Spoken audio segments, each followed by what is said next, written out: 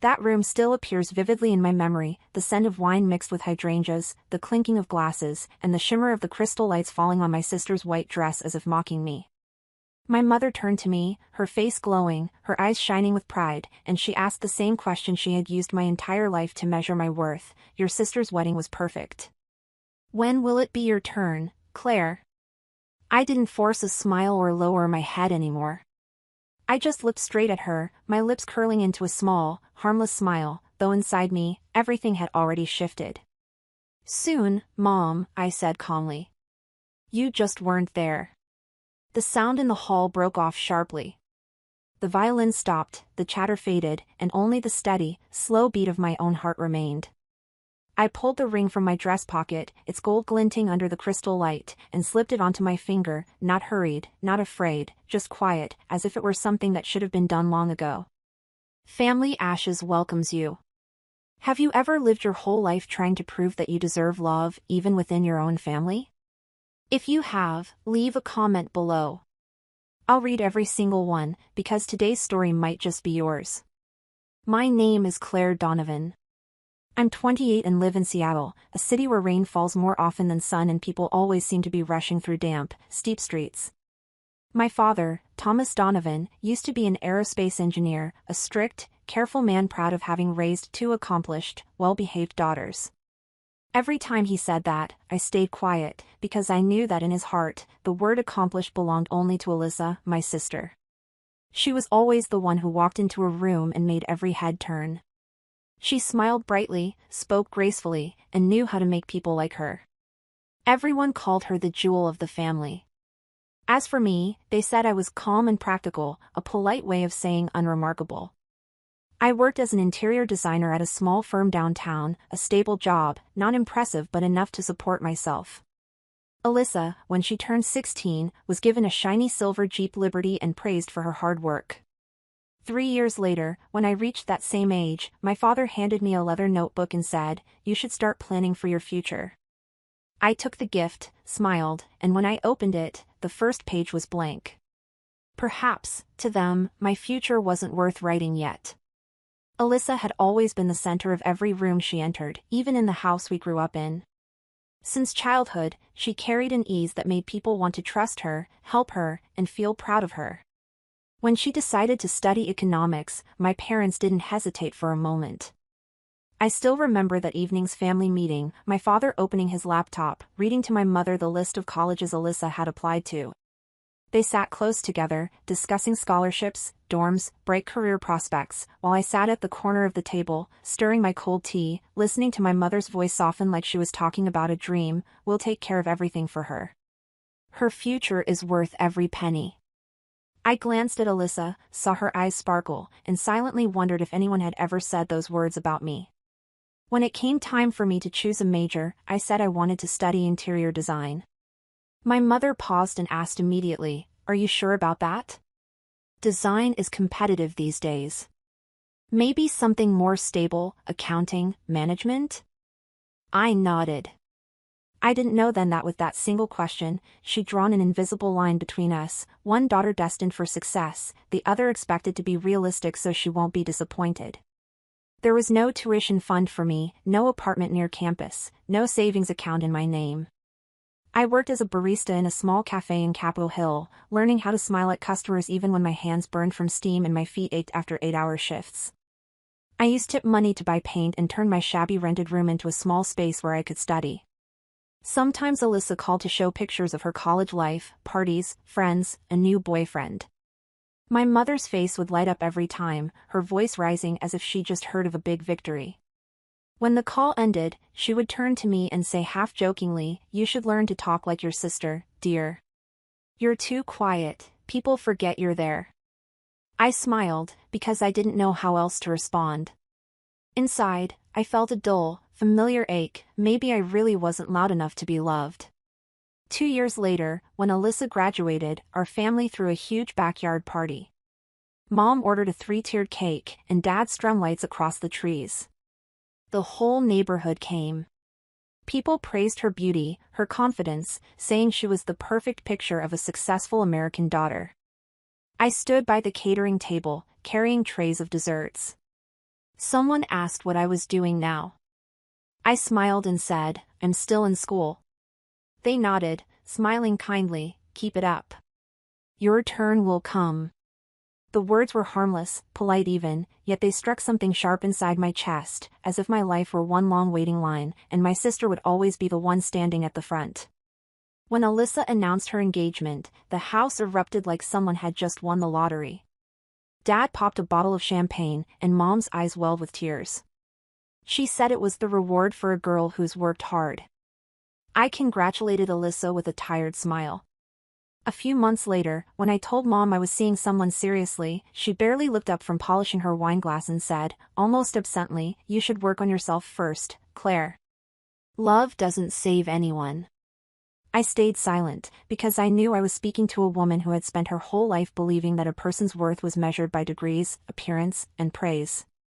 But that night, when I got home and looked at myself in the mirror, I saw something different in my own eyes. They looked tired, yes, but there was also a faint spark there, something restless, something ready. I wasn't angry at my mother, and I wasn't jealous of Alyssa. It's just that every time I heard them talk about success and perfection, I felt like a rough draft, folded over so that a prettier story could be written on top of me. I still smiled, went to work, and tried to be kind. But deep down, I knew, if one day a light were ever to shine on me, it wouldn't be because someone else turned it on. It would be because I had learned how to stand in the dark long enough for my eyes to adjust. I met Ethan on a day that was utterly unremarkable, a gray Wednesday afternoon, Seattle rain sliding down bus windows in long streaks like unfinished thoughts. I was carrying color boards to the children's hospital, helping redesign the play area for long-term patients. As I set a box of paint samples down on a table, he walked in. Tall, wearing a white lab coat dusted with chalk, brown eyes warm but steady, and a voice so soft that if you weren't paying attention, you might miss his first sentence. You're the one painting the rainbow murals in the hallway, right? I looked up, surprised by the tone. It wasn't polite small talk but genuine curiosity. Yes, I said, and he smiled. I like the green near the window.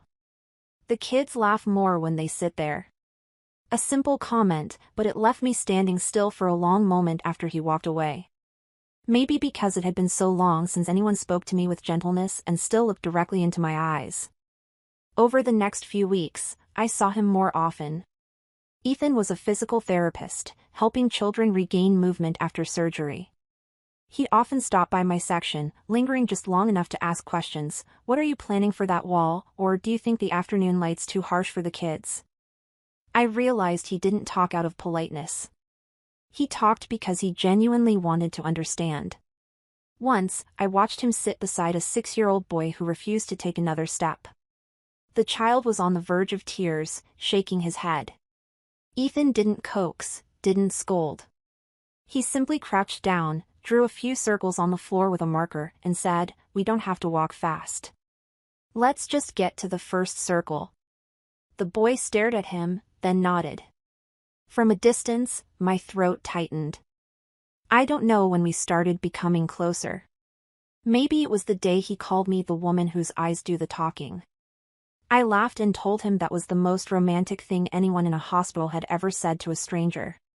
He smiled and replied, "It's not romantic. It's just true."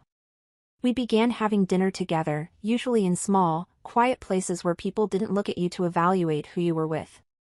He told me about his work, and I told him about my childhood, the endless comparisons, the birthday gift that was a blank notebook instead of a car, the constant sense of being a supporting character in my own story. Ethan never interrupted, never tried to fix it. He just listened, his hand resting lightly on the table, not touching me, but somehow steadying me. He never called me smart or beautiful. Instead, he said I was patient. He said my hands knew how to make a space feel safe for others. That simple compliment brought tears to my eyes. Maybe, in his gaze, I was finally not the other one in someone else's comparison. With him, I didn't have to prove I was worthy of love. I only had to exist, exactly as I was. Our relationship lasted 18 months, long enough for me to get used to the idea that I didn't have to protect myself anymore. We had quiet afternoons walking along Green Lake, where he always brought hot coffee because he knew I hated the bitter chill of cold brew. There were nights when I stayed late at the studio, and he'd come to pick me up, sitting on the front steps with a book in his hands. He never rushed me, just smiled when I finally walked out. We talked about small dreams. He wanted to open a rehabilitation center for disabled children, and I wanted to design homes for people rebuilding after loss. Neither of us spoke much about the distant future, but in his eyes, I could see an unspoken promise. If he believed in anything, it was me. The morning he proposed, Oregon was impossibly clear. We were on a weekend getaway, surrounded by pine trees and a lake so still it mirrored the sky. I was crouching by the water, taking pictures, when he called my name, his voice rough from the cold. When I turned, he was already on one knee, hands trembling slightly as he held out a simple gold ring, no diamond, just a thin band. "I want to build a real life with you," he said, "one that doesn't need an audience." His voice was steady, but his eyes seemed to hold the whole world. I couldn't speak, tears filled my eyes, part joy, part fear. Joy, because for the first time in my life, someone had chosen me, not out of duty or comparison. Fear, because I knew that from that moment on, I would have to face the world I had spent years trying to please. But there, in the forest, with the smell of earth and the wind rippling across the lake, I nodded. He stood up, wrapped his arms around me, and I broke down, crying not from sadness, but because, for once, I could see myself clearly in someone else's eyes. Our wedding took place on a soft April afternoon, in a lavender field on the edge of Bothell, a quiet little town less than 40 minutes from Seattle. There was no stage, no grand backdrop, no echoing music.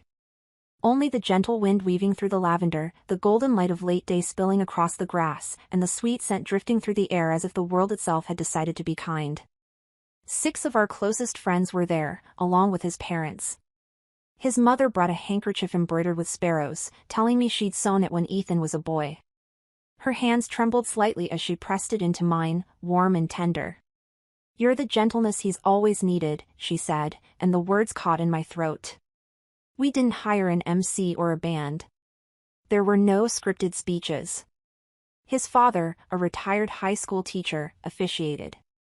He read a short passage about faith and patience and love, his voice rough but steady. When Ethan turned to me, the sunlight glinting in his eyes, every bit of noise that had filled my life before seemed to dissolve. "I will love you exactly as you are," he said, "not the version others wish you to be." I don't know why those simple words made me cry, but they did. Maybe because for so long, I'd grown used to reshaping myself just to be acceptable. When he said it, I felt something inside me crack open, something light and free, as if I'd finally shed a layer I'd mistaken for my own skin. After the ceremony, we stopped with our friends at a small Italian restaurant off the highway. The tables were old wood, the yellow paint on the walls peeling in spots. The owner, an elderly Italian woman with silver hair and bright eyes, laughed when she learned we had just married and refused to take our money. "A kind love deserves celebration," she said, "even if it's just lunch." She brought out steaming plates of pasta, drizzled with olive oil, and poured us 2 glasses of red wine. We ate, we laughed, we talked about small, ordinary things. No one mentioned big weddings or family expectations. On the drive back to Seattle, the sky darkened. I leaned my head on Ethan's shoulder and listened to the soft patter of rain against the car windows. In the dim light, I looked at the ring on my hand, then quietly slid it off and threaded it through a thin silver chain, placing it around my neck. "Let's keep this just between us for a while," I whispered, almost afraid of my own voice. He nodded, squeezing my hand. The ring rested against my chest, warm and still, a secret promise between us. Something beautiful, fragile, and mine alone. I wasn't ready to share it yet, especially not with those who had taught me to believe that my happiness needed their permission. We agreed to keep it quiet, at least until Alyssa's wedding was over. The decision came easily, without long discussion. Ethan just took my hand and said, "It's okay. We have time. Not everyone needs to know right away." I nodded, feeling an odd sense of relief, as if I'd just stepped out of the path of a wave that was about to crash. Deep down, I told myself I didn't want to steal my sister's spotlight. All her life, she had been prepared for moments of admiration. I didn't want to appear as the shadow interrupting a performance already set in motion. I told Ethan it was an act of kindness, but sometimes, at night, lying in our small apartment, I could hear another voice inside me whispering the truth. It wasn't kindness. It was fear. I was afraid of the way my parents would look at me when they found out I had married without asking for permission. Afraid my mother would tell me I'd rushed into things again, that I'd made another mistake big enough for her to feel embarrassed in front of her friends. Afraid Alyssa would tilt her head, smile that gentle smile, and say, "Love's always been what you wanted most, hasn't it?" I could see it all, the frowns, the whispers over dinner, the sideways glances during family gatherings where I always sat quietly in the corner, picking at my cold salad. Maybe that's why I chose silence. I told myself it was to protect them, but the truth was, I was protecting myself from being diminished one more time. At work, I still tucked the ring under my blouse, touching it now and then as if to remind myself that my love existed, even if no one saw it. Ethan never asked why I wanted to keep it secret for so long. He understood. Some things aren't hidden out of shame, but because you're not yet strong enough to endure what happens when they're exposed. Sometimes I imagined the day I would finally tell them, how their faces would look, how their voices would rise, the judgment that would fill the room, and then I'd ask myself if I truly wanted that day to come.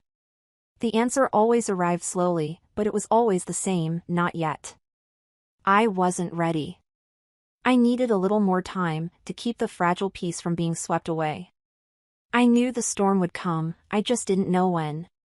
And I was like someone standing at the edge of the sea, staring at the calm water, afraid and unable to look away.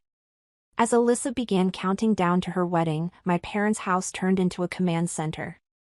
My mother, Evelyn, became the general, directing every detail, from the shade of the table linens to the exact curve of the chair bows. She had a thick notebook, filled with handwritten lists, vendor names, phone numbers, delivery schedules. I don't know when I officially became her unpaid assistant. I only remember that every evening when I stopped by, there was already a neatly folded to-do list waiting on the kitchen counter next to her teacup: bring the dress to the tailor tomorrow, or call the printer, ask them to change the font to something more elegant. Every order came disguised in the same phrase: "Can you help me with this, dear?" Alyssa, meanwhile, did what brides do: she glowed. She had nothing to worry about except trying on dresses, picking flowers, chatting with photographers. I watched her, not jealous, but with a slow, quiet sadness that spread through me like ink in water. Sometimes I thought maybe being a bride in our family was less about love and more about being crowned. Whoever held the title automatically became the center of everyone's attention. 3 days before the wedding, while I was preparing for a presentation at work, my phone buzzed nonstop. Mom flashed across the screen. I answered, and before I could even say hello, her voice came sharp and hurried: "The flowers are wrong, you need to go to the shop right now." I looked at the clock: 7 a.m. I'm at the office, Mom. "I have a meeting at 8, I said, trying to stay calm. There was a pause, then she replied, clipped but firm: "Your sister's under a lot of stress. Don't make things more complicated." Her tone was soft in words, hard in meaning, leaving no room for refusal. I exhaled, hung up, packed my bag, and quietly drove toward the flower shop. I didn't turn on the radio. The early June air was cool, carrying the damp scent of last night's rain through the cracked window. My fingers brushed against the chain beneath my collar, feeling the small circle of metal warm against my skin. Every time it moved with my heartbeat, it reminded me that I was living 2 lives, one private, quiet, tender, with Ethan, and another where I still had to play the obedient daughter, the one who handled everything but was never truly seen. When I arrived at the flower shop, the florists were in a small panic, debating between 2 shades, blush pink or dusty rose. I stood there for nearly an hour, listening to them argue about undertones, hue balance, and lighting, before finally choosing the one my mother preferred, even though to me, it looked lifeless, drained of warmth or soul. On the drive back, I pulled over by the lake. The air smelled faintly of rain, and I rolled down the window, letting the wind rush in. I slipped the chain from around my neck and held the ring in my palm, its faint glimmer catching what little sunlight filtered through the clouds.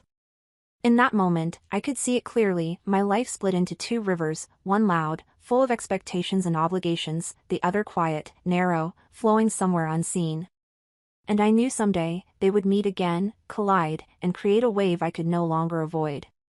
The rehearsal dinner was held at a lakeside restaurant, its chandeliers casting reflections on the water that made everything look polished, distant, almost like a dream that didn't belong to me. The long table was covered with white linen, rows of wine glasses lined up perfectly, and laughter echoing endlessly from both families. I sat at the far end of the table, quietly sipping water, keeping my smile steady so no one would notice that I was simply background decoration to someone else's happiness. Alyssa sat in the center, glowing like a star, showered with compliments about her dress, her smile, how she was born to be a bride. My mother sat beside her, nodding, her eyes gleaming with pride. And me? I was mentioned only when someone needed an extra hand, passing a plate, clearing a spot. While I was straightening napkins, a soft voice spoke beside me. "You're Claire, right?" I looked up to see an elegant older woman, silver hair neatly pinned, her gaze bright but kind. She smiled, not the polite kind, but genuine, unjudging. "I'm Margaret Green," she said. "Marcus's mother." I nodded politely. She leaned closer, lowering her voice so only I could hear. "Ethan's told me so much about you. You two suit each other." I froze, my heart pounding. My fingers tightened around the glass in my hand to steady the tremor. How did she know? What had Ethan said? We had never told anyone, not once admitted that we were already married. For a split second, fear shot through me. The tiny secret I'd guarded so carefully suddenly felt fragile, exposed, hanging in the air among people I had tried so hard to keep it from.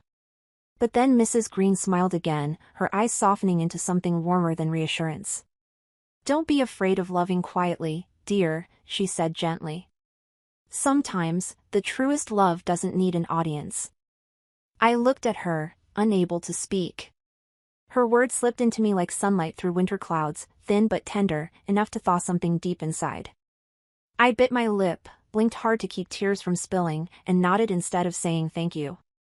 In that crowded room filled with hollow laughter, a stranger had seen me more clearly than my own family ever had.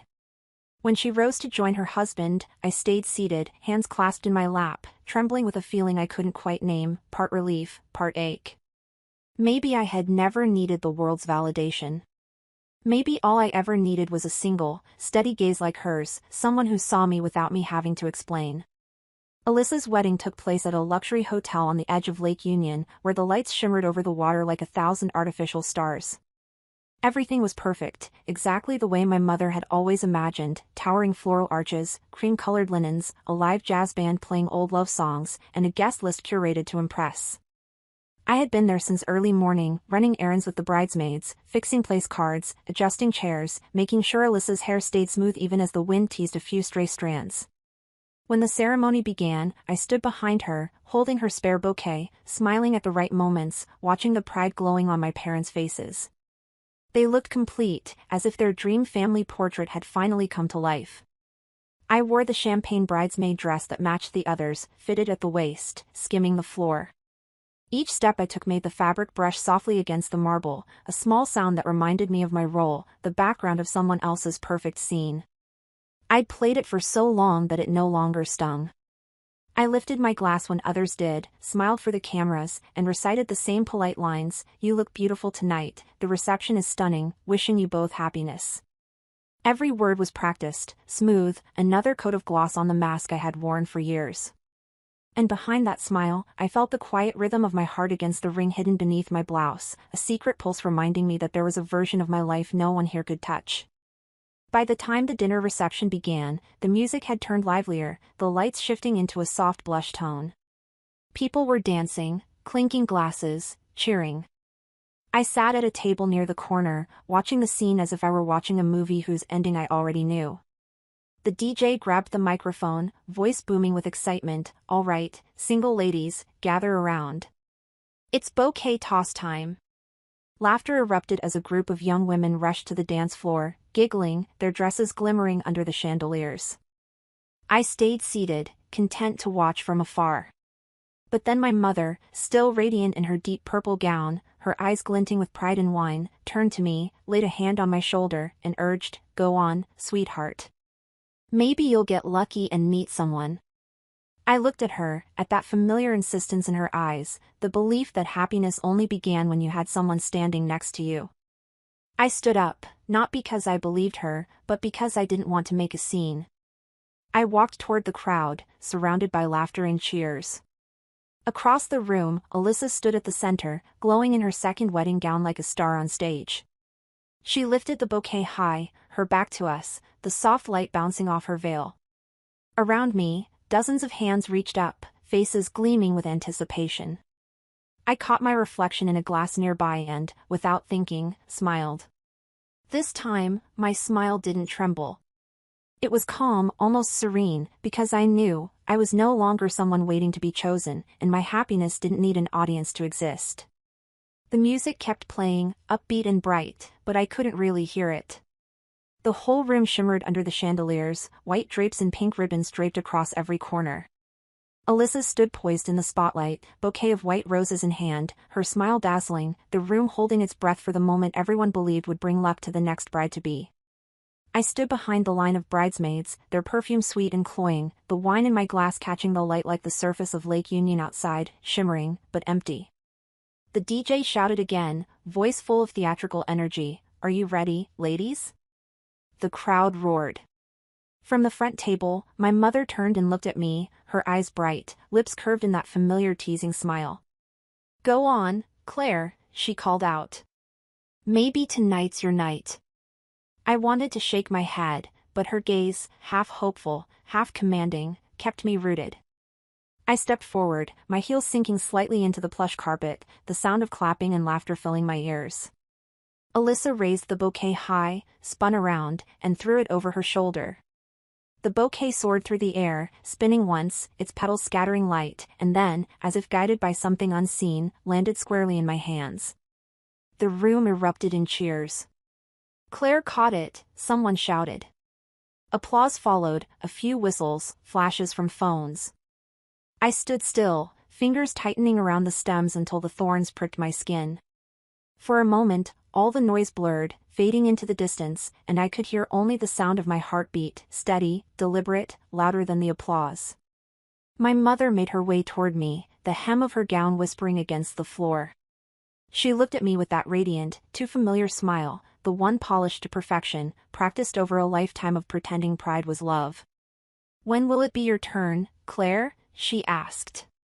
Her tone was light, but the question wasn't. It was the same one she had asked at every dinner, every holiday, every milestone, a refrain that had followed me all my life. I met her eyes and smiled, but it wasn't the old, nervous smile anymore.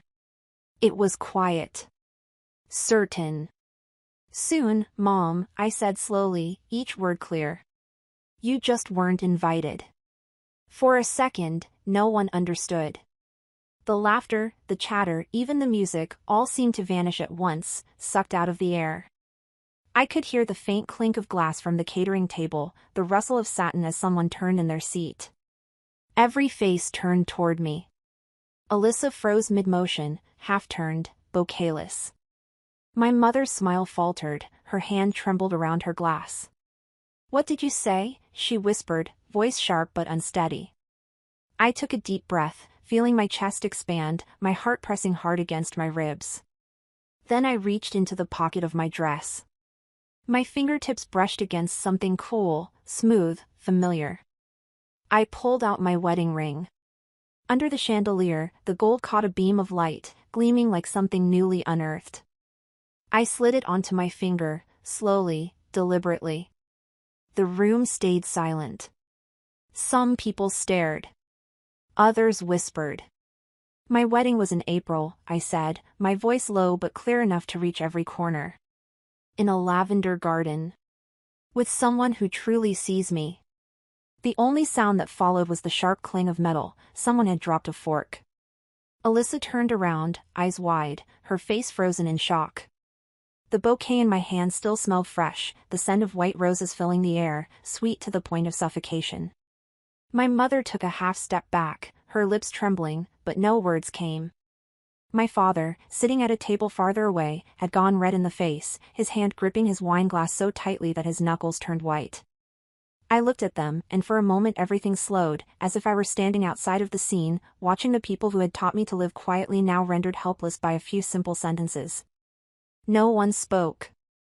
I could feel the weight of dozens of stares, see the discreetly raised phones, hear the soft hum of whispers spreading like wind across a dry field.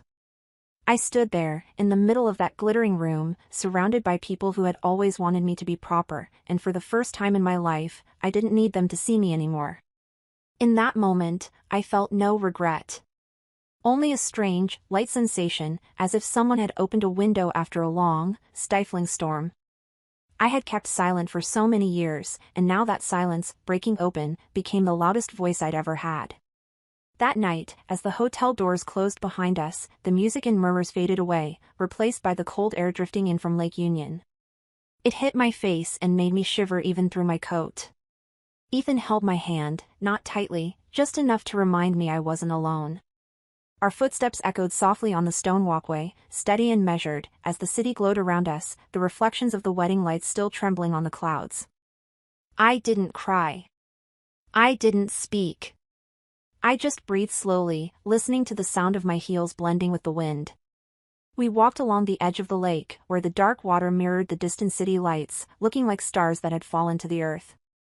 I wondered what was happening back in that ballroom, whether my mother was crying, Alyssa furious, my father silent with his unfinished wine, the guests whispering. But I didn't look back. I had spent too many years learning how to walk away from places that didn't want me.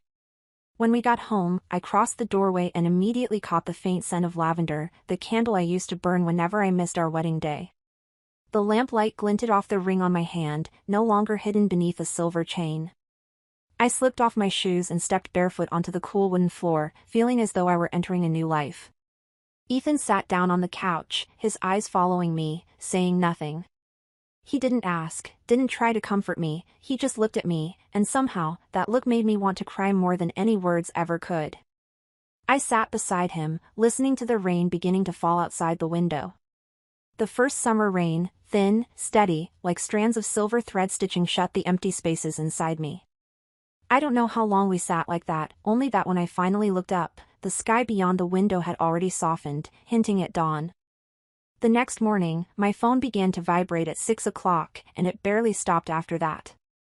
Messages, calls, voicemails, social media alerts, all of it came at once, flashing across the screen like a small storm contained in the palm of my hand.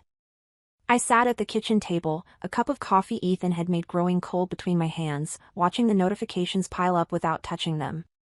Finally, I pressed play on the first voicemail, from my mother. Her voice cracked through the speaker, thick with tears and fury. "You ruined your sister's special day, Claire. You embarrassed us in front of everyone. Do you have any idea how ashamed I was? People kept asking me how my daughter could do something like that. Did you even think about your sister? About anyone but yourself?" I replayed it several times, not to punish myself but to make sure I hadn't imagined it. Then came Alyssa's message, so long I had to scroll multiple times to reach the end. She wrote, "You're so small, Claire. You can't stand it when someone else is happy. You picked the one day that wasn't about you and turned it into your scene. You think you're brave? You're just selfish. Everything's always about you, isn't it?" I set the phone down on the table and took a deep breath. The words selfish, ruin, shame danced through my mind, but strangely, they didn't hurt like they used to.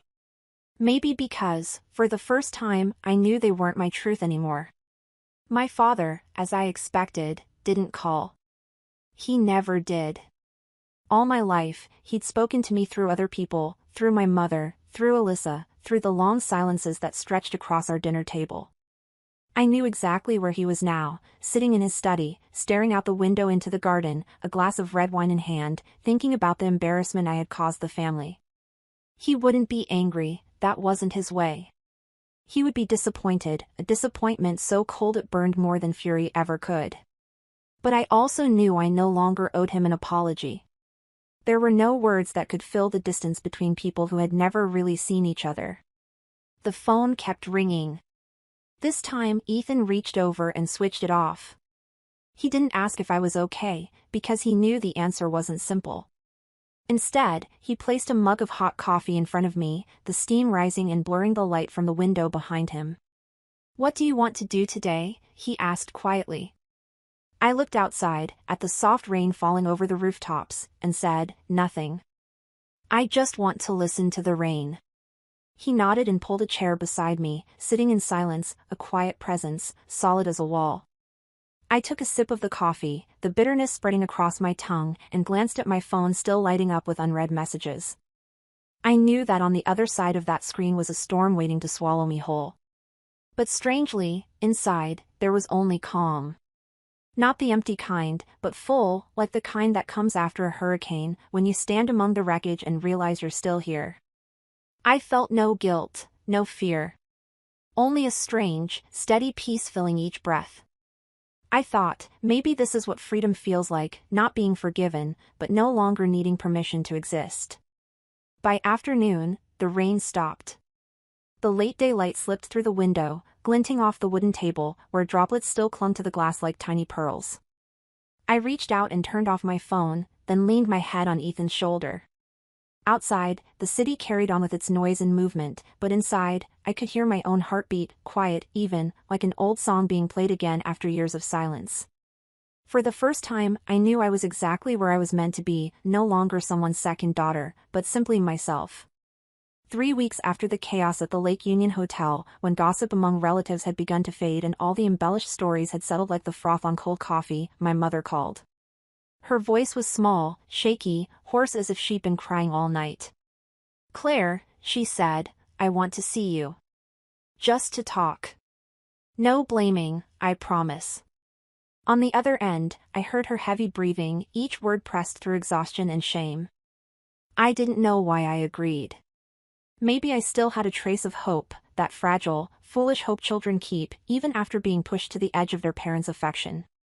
We met at a small steakhouse in the old district, where the lights hung low and warm, making the air feel both cozy and suffocating.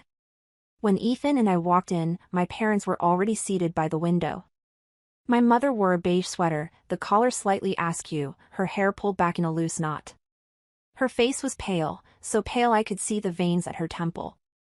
My father, as always, looked composed, white shirt, gray vest, back straight, expression unreadable, as if this were a business meeting, not a reunion after a family scandal. The waiter poured wine, set down the menus, and left us in a silence so thick I could hear our breathing. My mother spoke first, perhaps afraid that if she waited any longer, she'd lose her nerve.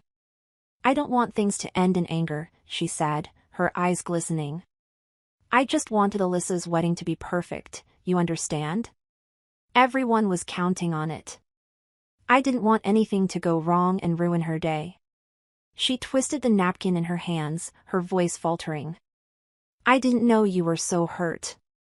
I looked at her, and what I felt wasn't anger or bitterness anymore, just an exhaustion that seemed to reach the marrow of my bones. I spoke slowly, each word deliberate. "And what about me, Mom? Did my day have to be ruined so hers could shine?" The question hung there like smoke. My mother froze. Her lips quivered, her eyes widened, then she looked down, avoiding mine. She didn't answer. Just breathed hard, as if each word I'd said had landed like a stone breaking the ice of a long frozen lake. My father still hadn't spoken a word. He cut into his steak with slow, deliberate motions, the knife scraping the plate with a faint metallic ring, measured, detached. I looked at him and remembered every dinner of my childhood, my mother talking endlessly while he sat in silence, rigid, letting that silence carry the weight of authority. As a child, I thought that quiet meant strength, dignity. But now, watching him, I saw it for what it was, a habit of a man too used to letting others clean up what he didn't have the courage to face. "You betrayed us," my father said quietly, not looking up from his plate. "Not because you got married, but because you disrespected your family."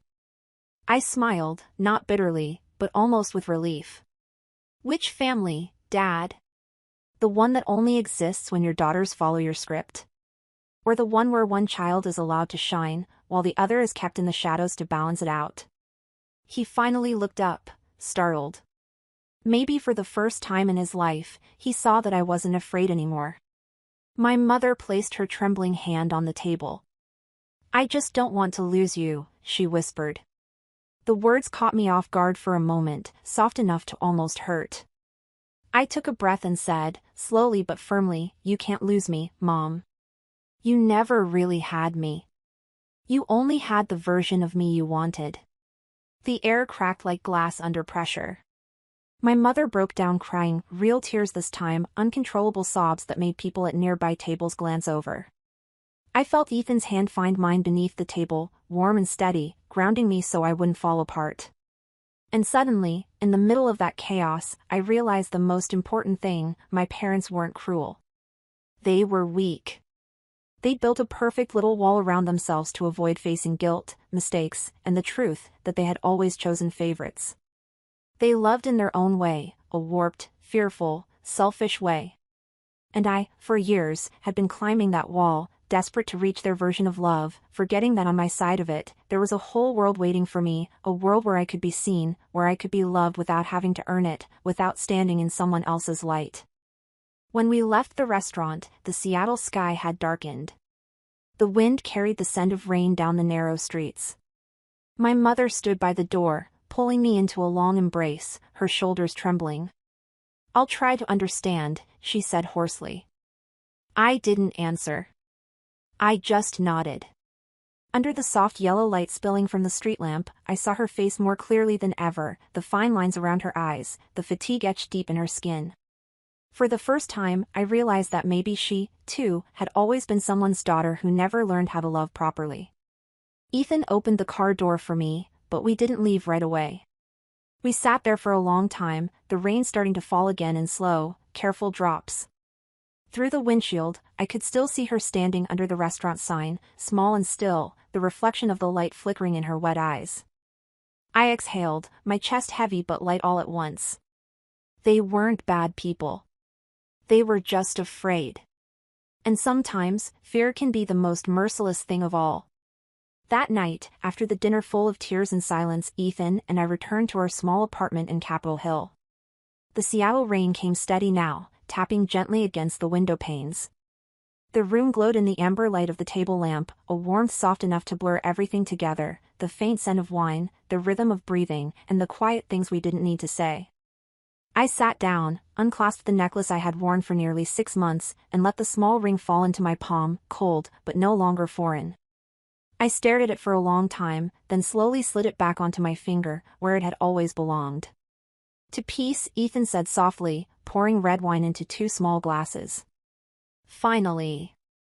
I looked at him and smiled, then raised my glass. The toast made a faint sound, barely louder than a sigh. Outside, the city shimmered in the rain, the streetlights glinting on wet pavement like thousands of silent witnesses watching as we began the next chapter of our lives. In the days that followed, I learned how to live more slowly, not out of exhaustion, but because I no longer felt the need to rush.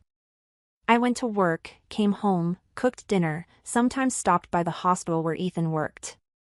That small, quiet life might once have felt empty to me, but now it felt full. 6 months later, we bought a little house in the northern suburbs of Seattle. It was pale blue, barely 900 square feet, with a backyard full of wild lavender. The scent drifted through the air whenever rain was near. I never hired anyone to mow the grass or trim the hedge. I liked the way it grew untamed, slightly messy, but real. Every Sunday morning, I sat on the porch with my coffee, listening to the rustle of leaves and thinking that maybe this was what people meant when they said peace. We built a small ritual. Every Sunday evening, friends came over for dinner. They brought wine, desserts, and stories from the past. Laughter filled our worn-out kitchen, spilling out into the garden where the string lights glowed faintly over the lavender. I'd look around the table and see honest faces, no one trying to be perfect, no one performing pride. Once Ethan joked, "If your mother saw this, she'd be shocked we can be happy without candles in the center of the table." I laughed, because he was right. We were living a life my parents could never imagine, a life without spectacle, but truer than any they'd ever planned. My family still called, sometimes. Short conversations, weather, work, polite goodbyes. I stopped waiting for more than that. Alyssa sent a Christmas card, a photo of her firstborn son. I sent one back of our lavender garden in bloom. Our exchanges were kind, but formal. The bond between us had become a quiet distance, just wide enough to keep us from hurting each other again. I used to fear silence. I thought it was punishment, proof that I wasn't worth listening to. But now, when night fell and rain began to tap gently on the roof, I felt something else. The quiet no longer pressed on me, it wrapped around me, soft and deep, like a blanket laid over the past. I realized that some relationships don't need to end with forgiveness, only with enough distance to stop the pain. I looked out the window and saw the streetlights shimmering against the raindrops like threads of silver. Ethan was clearing the table. He looked up and smiled at me. I smiled back, my fingers brushing the ring on my hand, still warm, still reminding me of all I had lost and all I had reclaimed. I no longer waited for approval. I no longer needed to be understood. Because now, silence wasn't punishment anymore. It was freedom, the kind that doesn't shout, doesn't dazzle, but simply exists, steady and sure. Have you ever lived in a family where love was handed out in order of favoritism? Where one person was allowed to shine, while you were left standing in their shadow? If you have, don't stay silent. Tell your story below, I'll read every word. Because sometimes, the strongest response to coldness isn't shouting or explaining. It's living, truly, freely, until no one else gets to decide your worth but you. Family Ashes is listening, because every one of your stories deserves to be seen in the light.